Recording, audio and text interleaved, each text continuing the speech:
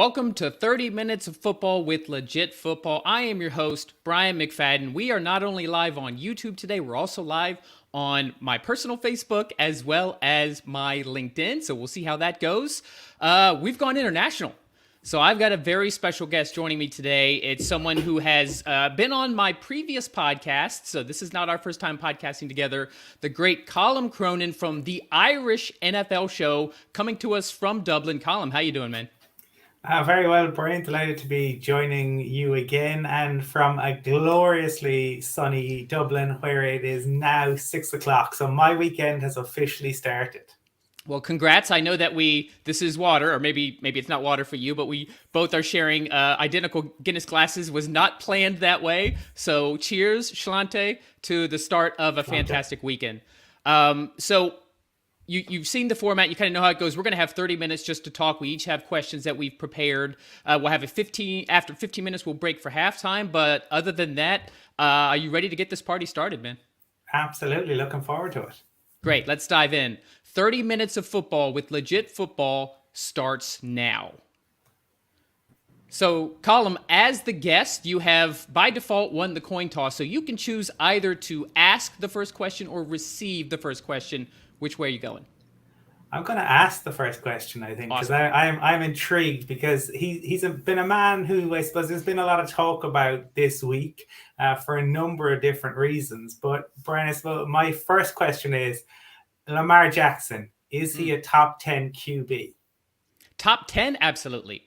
We can debate whether he is elite or whether he's in that top 5 category, but this is a guy who you just think of how much that offense in Baltimore relies around him. I mean, Greg Roman built the entire offense around him. He's won an MVP. That season that he won the MVP, he was a fantastic passer too. He has shown to be the kind of quarterback that can absolutely carry your team. His rookie season, when he came in and what he was able to do with the Ravens just to get them to the playoffs, even if the playoff game itself didn't go well. So top 10, I'm surprised. I think there was a list recently where he was not included in the top 10. That surprised me. Does he have a lot to prove? Yes, he did finally get over the playoff hump recently, at least won a game, but he has never gone to a conference championship game. Obviously has not competed for a Super Bowl. That still needs to be on his radar, but you think about the injuries Baltimore had to deal with last year, and the running back room, and in particular, and that offense relies so much around Lamar and the running game.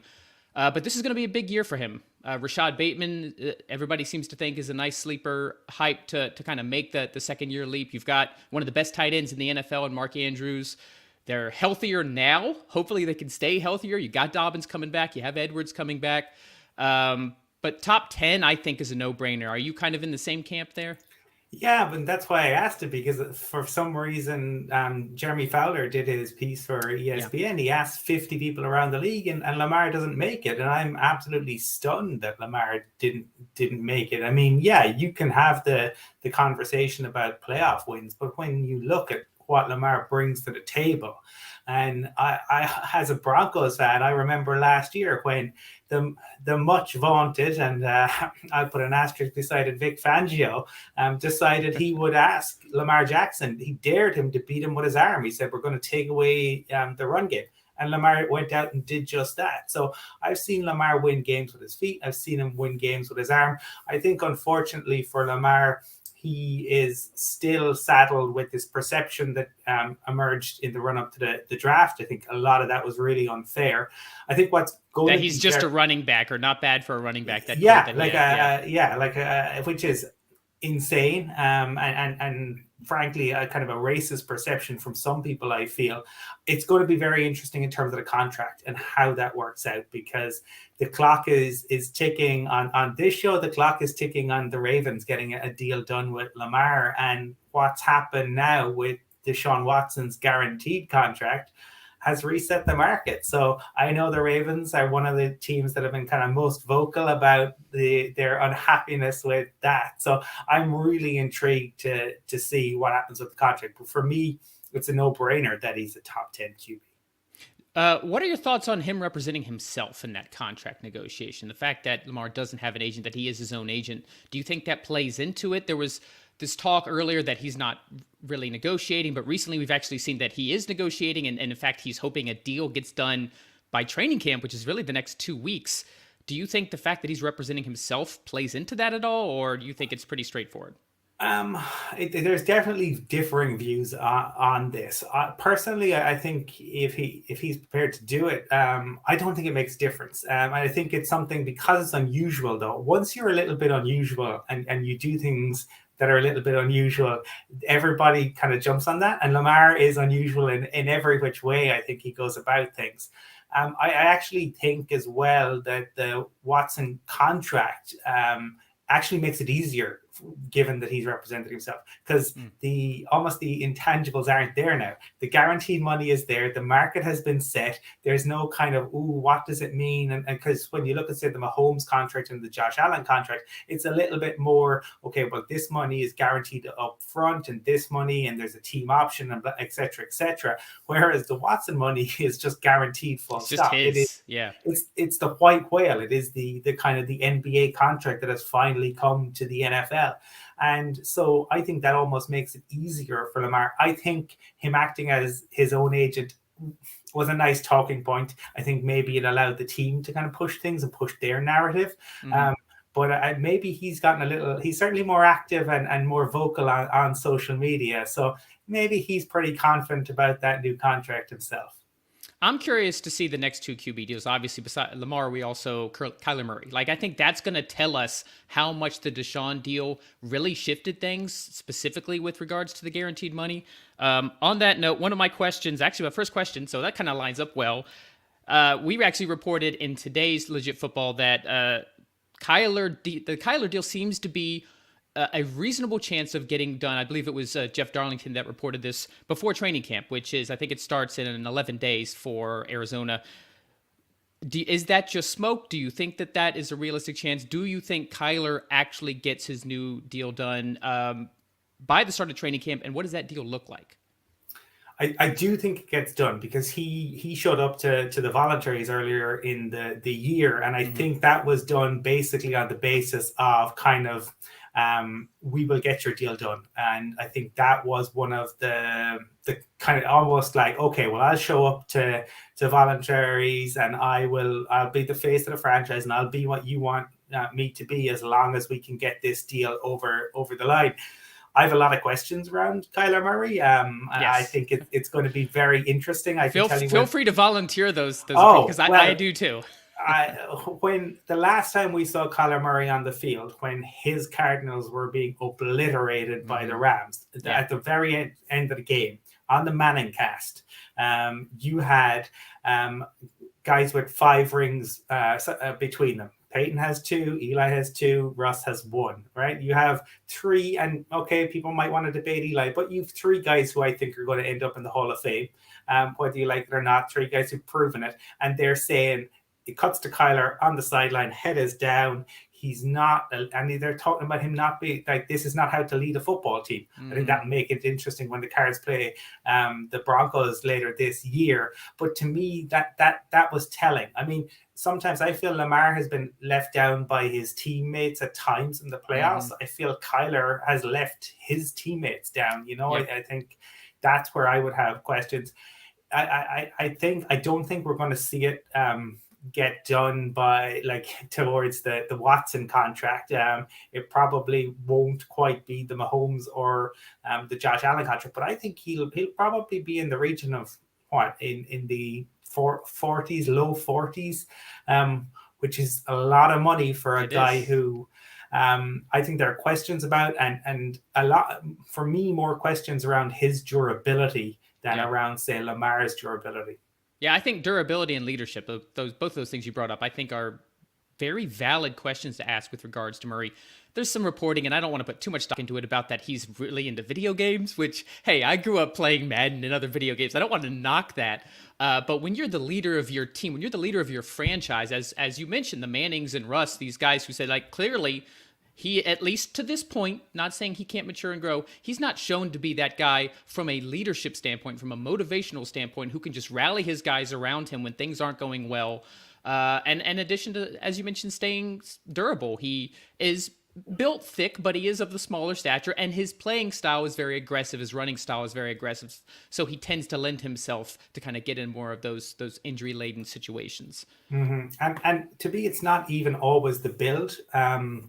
There's a really great podcast out at the moment around Andrew Luck. If people haven't checked it out, I would definitely recommend it. But I mean, Andrew Luck's a guy who put himself in all sorts of situations, didn't help himself, but definitely wasn't helped by his team. But even though he was built like a Mack truck, eventually it caught up with him. Some players can bounce back. Look at Frank Gore. I mean, Frank Gore had major injuries in college. What a tank, yeah. Yeah, and yet he goes on and has this incredible career. So sometimes players can do it, but to me, it's when we've seen Kyler get injuries, they've tended to linger and they've tended to impact on the play. And I hadn't heard the video game thing, but that sets alarm bells ringing for me because of the Paxton Lynch type stuff. Mm-hmm. So that's definitely another concern I would have. Add that to a long list. Well, the ball is now on your side of the field. You may ask the next question. Well, I suppose the interesting one we've told, given that we're kind of talking about these relative superstars or guys who are there or thereabouts, and this is a guy who I suppose was initially such a breakout star, such a superstar, but for the Cowboys, what do they do with Ezekiel Elliott this year? So I actually, this morning, I'm in a group chat with a couple guys in my fantasy who we are crowdsourcing the Scott Fish Bowl for. We got one slot in. So if you've heard of Scott Fish Bowl, it is I think 10 to 12,000 players. It's for a charitable donation, charitable cause. It's now in its 12th season. It's just this huge, amazing thing for such a great cause. But we are crowdsourcing our team together, and we're getting around to the 8th or 9th round, and Tony Pollard is available. And I actually think that Pollard will overtake Zeke as the primary back at some point. I'm not saying that the Dallas is going to start with him week one as the starter. They've actually, there's been a lot of reports in camp about Pollard playing wide receiver, but that just shows me that Dallas realizes that he's got that talent and they need to get him on the field. And while I think Zeke had a run as one of, if not the best running back in the NFL for a good 2 to 3 years, I just think, whether it's excessive carries or injury history, he's gotten to a point where he's clearly lost a step. I know we've seen training videos of him with the shirt off and doing all the pivots, but I just don't think he is that every down bell cow back that Dallas needs. And I think Pollard is more explosive. Every metric I've seen, every statistic I've seen, from a efficiency standpoint, from a per play standpoint, has Pollard actually as one of the top 10 running backs from an explosiveness standpoint, especially out of the backfield. How do you leave that on the sideline? As much as you like Zeke, and yes, he's still a tough runner. He's still not afraid of contact, could be a great short yardage back. But I think if you're the Cowboys, you're doing yourself a disservice by not giving Pollard more touches than Ezekiel Elliott per game. That's where I think Dallas should do that this year. I think when you lose guys like Amari Cooper and Cedric Wilson, your offensive line lost some key players, Lyle Collins, Connor Williams. You need to rely even more heavily on your playmakers. Pollard is one of their playmakers, and it would be in the Cowboys' best interest to make him their RB1. What about you? Yeah, I mean, for me, it's the law of diminishing returns, unfortunately, with Zeke. If you look at his yards per game, it has gone down every single year. Last year was close on half of, it was in around probably about 56% of what he averaged in that first season in the league. And that to me is quite telling. You can be a bell cow for so long, but it's interesting because stats and kind of insights have ramped up, I feel, even in the last 5 years. Mm-hmm. Like if you go back to the 90s and the kind of early 2000s, there wasn't, like, it was just kind of looking at players, and there was nobody looking at, say, a career and when a running back was likely to tail off. Right. There's no PFF, there's no Football Outsiders, there's none of this real deep analytics projecting the career. Yeah. And that, so you can see it with Zeke. You see where it's going. And to me, yeah, it's they need to find a way. I think one of the few things the Broncos did well last year was managing Melvin Gordon and Javonte Williams. Mm-hmm. I think they need to find a way to do that, to use Zeke. And I think, yeah, what you're saying about the short yardage situation, do that and use Pollard as your explosive. But I don't have a whole lot of faith in Mike McCarthy either. Yeah, And they tend to beat up on, inferior opponents, but once they come up against a challenge. So I don't have a whole lot of faith that they will do it. But I think for me, I would be looking. The Pollard is the most explosive or more explosive player. I would be looking to get him on the field as much as I possibly could, because I think he's going to make magic happen more likely. I think Zeke is at the point where tough down, tough sledding, give the ball to Zeke. But the days of Zeke kind of breaking off one of those crazy runs, it might happen here and there, but it's not something you can rely on. And from a fantasy perspective, fantasy drafts, especially redrafts, are really starting to ramp up this month and next month. I'm going Pollard over Zeke. I'm just telling you guys all that there. If you want my advice, and it sounds like Colum's kind of in the same side there, as I just think there's a lot more upside.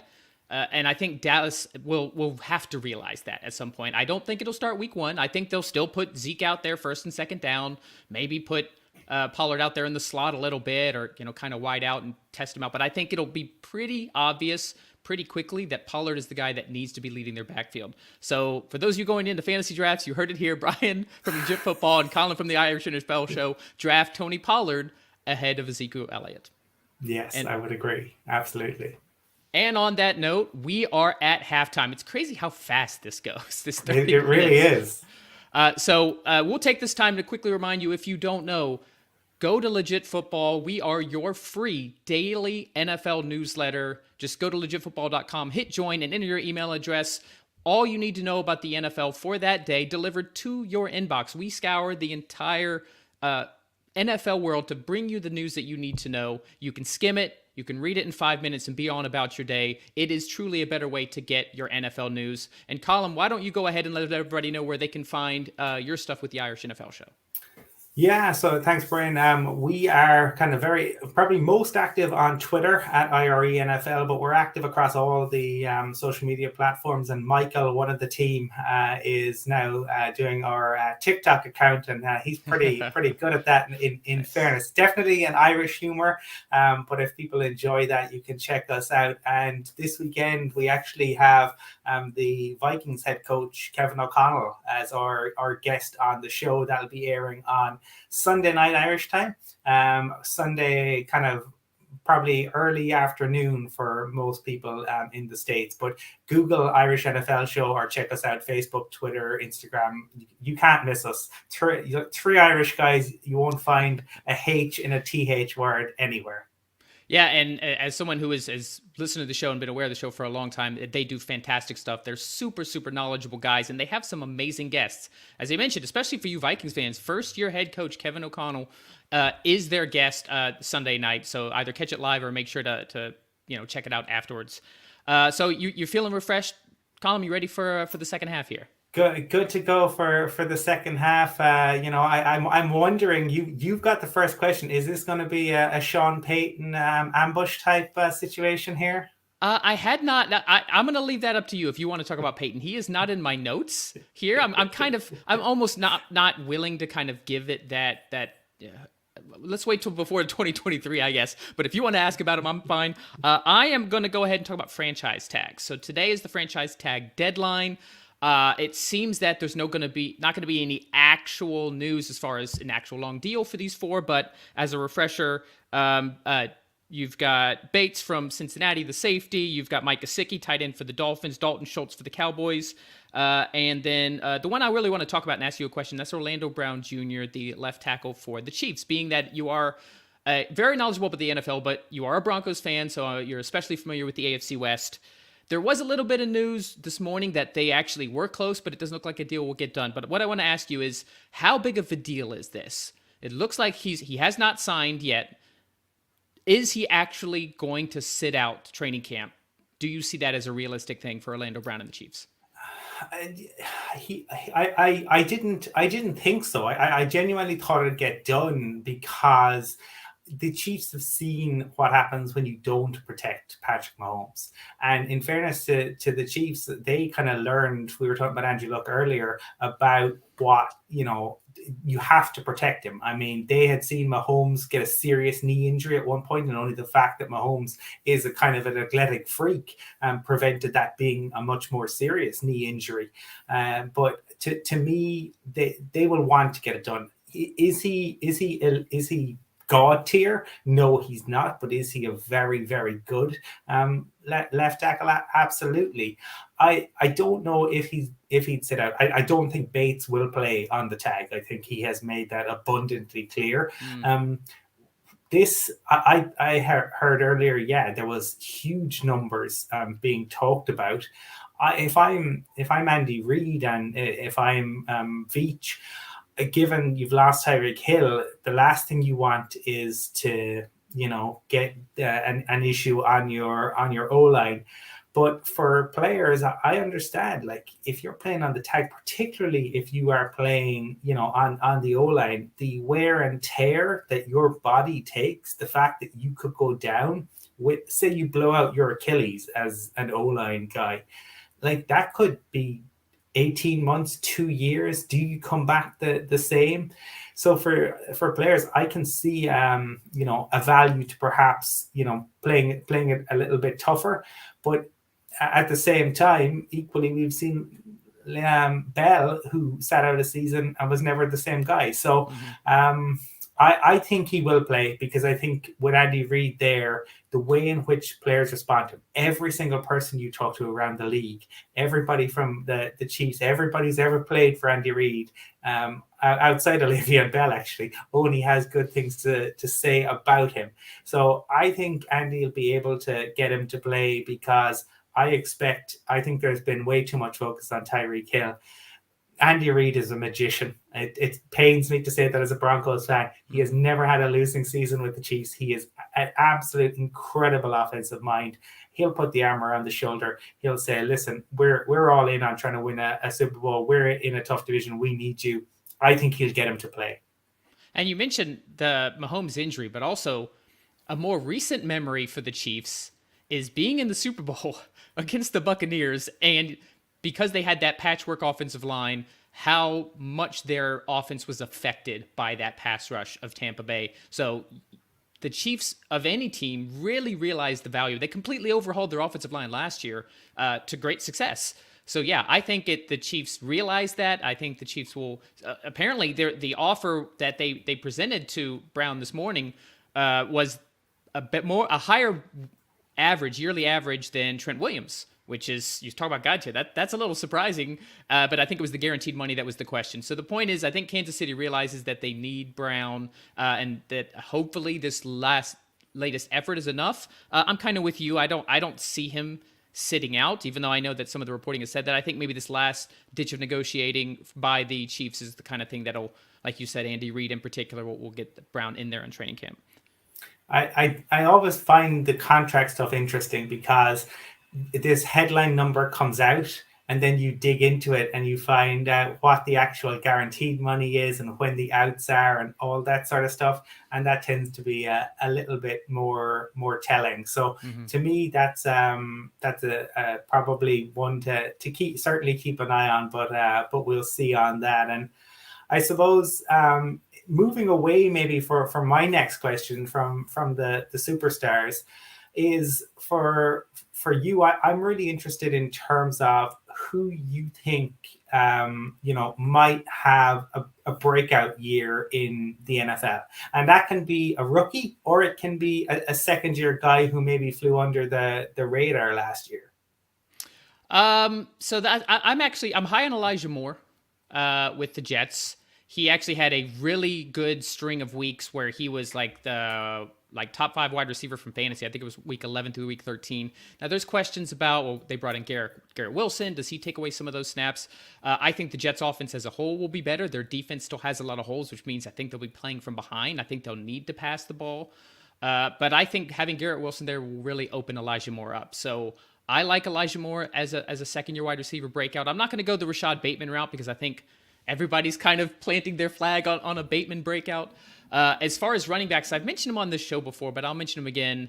We actually had an article yesterday on him, and that's Tyler Algier for the Falcons. I just think not only his playing style, but the fact that he's a physical runner, I just think he fits so well in what Arthur Smith wants to do. And the reports that we had in Legit Football was that they want to establish more of the running game. They want to have more of a power running game, which means they're going to use a little bit less as Cordero Patterson as their primary and have a guy like Tyler Algier who can be like a Derrick Henry. Arthur Smith was the offensive coordinator during the kind of the prime of the Derrick Henry Titans offense. I think he wants to replicate that.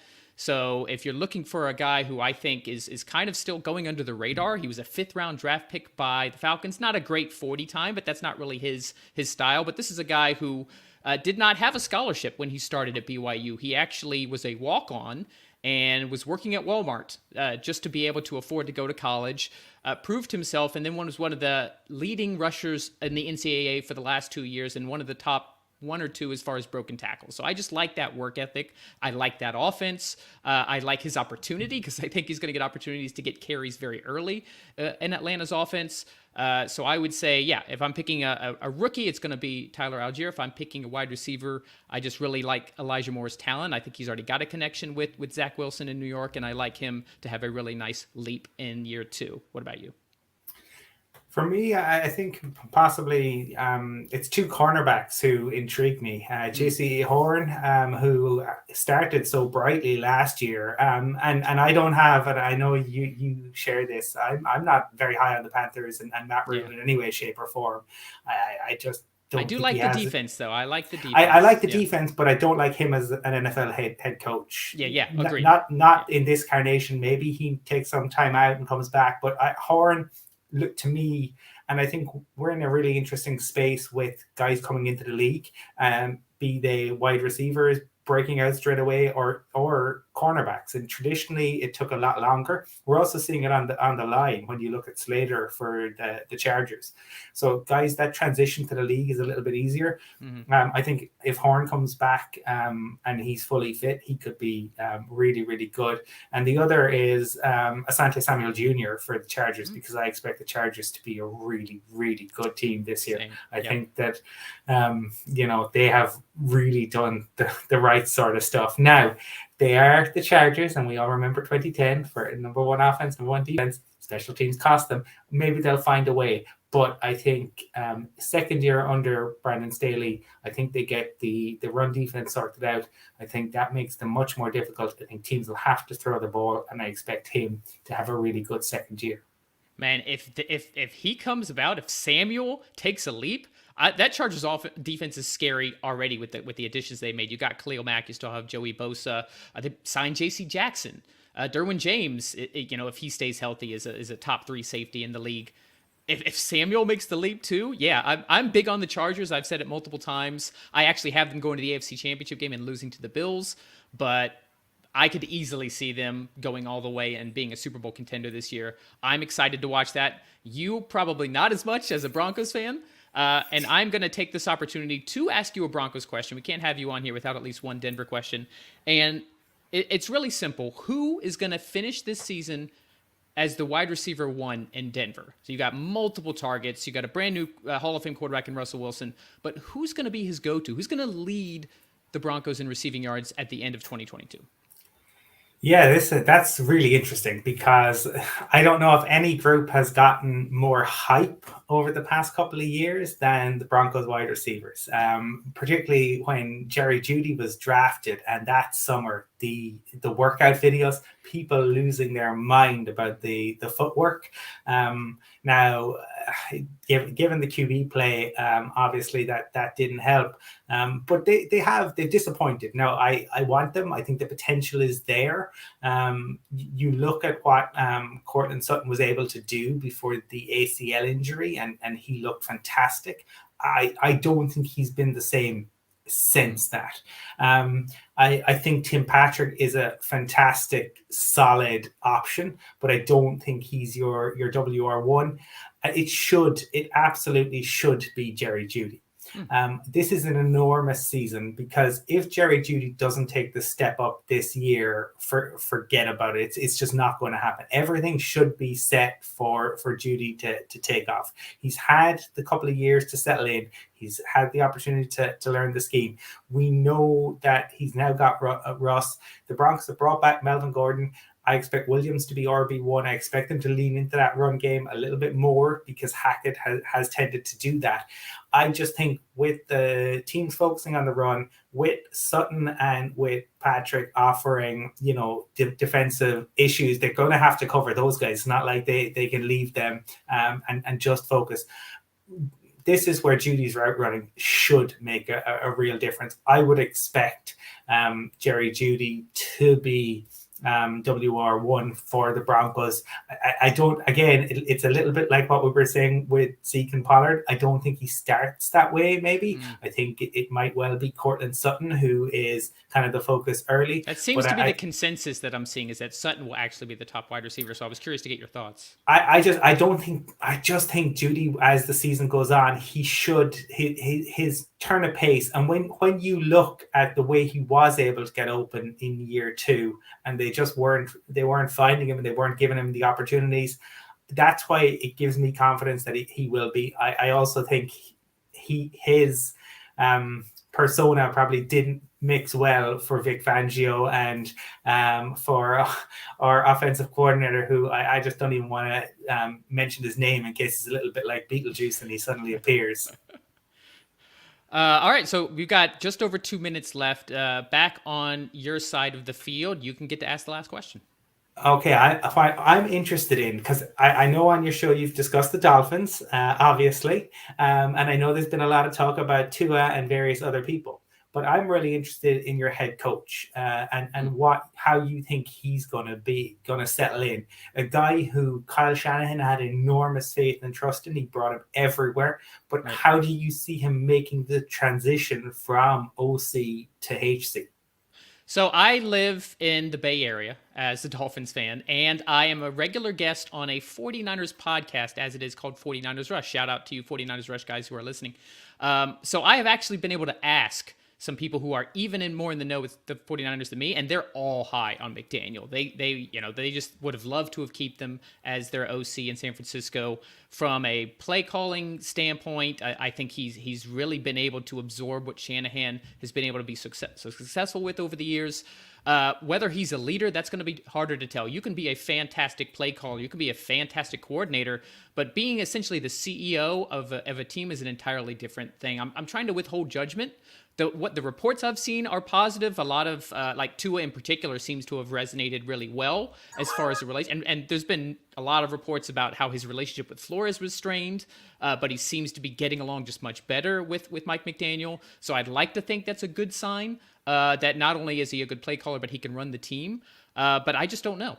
I wasn't paying a lot of attention to him. He kind of came out of nowhere. We can briefly talk about Peyton, and I think the reason the Dolphins have McDaniel as their head coach is because there was this whole crazy conspiracy, although seems to be true, plan in place where they would get Brady to play and get Sean Payton to coach.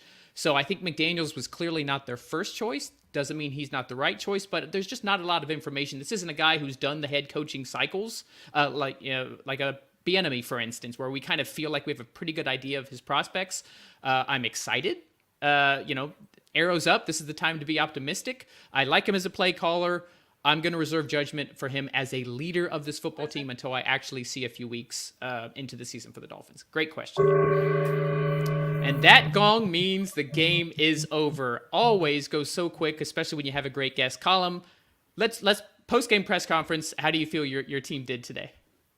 Pretty happy. Thought there was some really strong moments, and overall, I think we can walk away from today heads held high. Hold those heads high. Well, Colum, thank you so much for coming on. We'll definitely have you on again. Make sure to check out Colum and the rest of the crew of the Irish NFL Show. You want to get that perspective from across the pond. That's the show to go to. Thank you guys for listening. You can catch this wherever you catch your podcast. As I mentioned, we're always live on YouTube, but we also went live on LinkedIn and Facebook today. We'll try to maybe expand that to Twitter and some other places as well. Thank you guys so much. Check out Legit Football. This has been 30 minutes of football with Legit Football.